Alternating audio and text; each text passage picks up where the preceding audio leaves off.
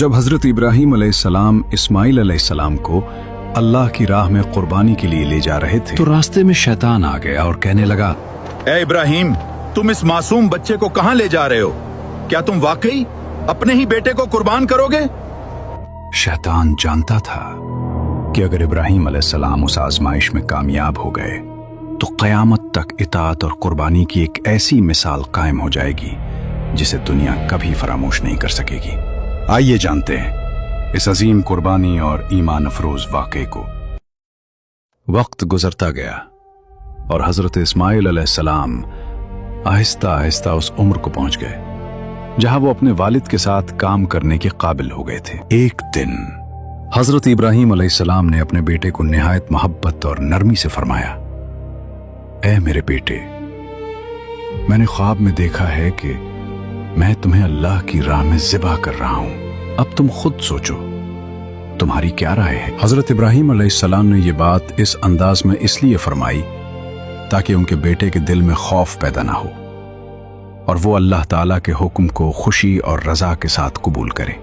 यह सुनकर हजरत इस्माइल अलैहिस्सलाम ने कमाल सब्र, ईमान और इताअत के साथ अर्ज किया, ऐ मेरे वालिद, आप वही कीजिए जिसका आपको अल्लाह ताला की तरफ से हुक्म दिया गया है। अगर अल्लाह ने चाहा तो आप मुझे सब्र करने वालों में पाएंगे। जब हजरत इब्राहीम अलैहिस्सलाम अपने फर्जंद हजरत इस्माइल अलैहिस्सलाम को लेकर रवाना हुए तो शैतान ने कोशिश की कि उस अजीम घराने के दिलों में वसवसा डाल दे। शैतान एक आदमी की शक्ल में हजरत हाजरा रजी अल्लाह अन्हा के पास आया और कहने लगा, क्या आप जानती हैं कि हजरत इब्राहीम अलैहिस्सलाम आपके बेटे को लेकर कहां गए हैं? हजरत हाजरा रजी अल्लाह अन्हा ने फरमाया, वो उस घाटी में लकड़ियां लेने गए हैं। खुदा की कसम, ऐसा नहीं है, वो तो आपके बेटे को ज़िबा करने ले गए हैं।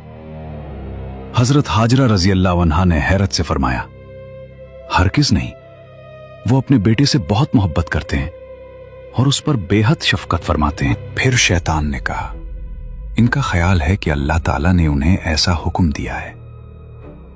ये सुनते ही हजरत हाजरा रजी अल्लाह अन्हा ने कमाल ईमान और रजा के साथ फरमाया, अगर अल्लाह ताला ने उन्हें हुक्म दिया है तो फिर इससे बेहतर और क्या बात हो सकती है कि वो अपने रब की इताअत करें।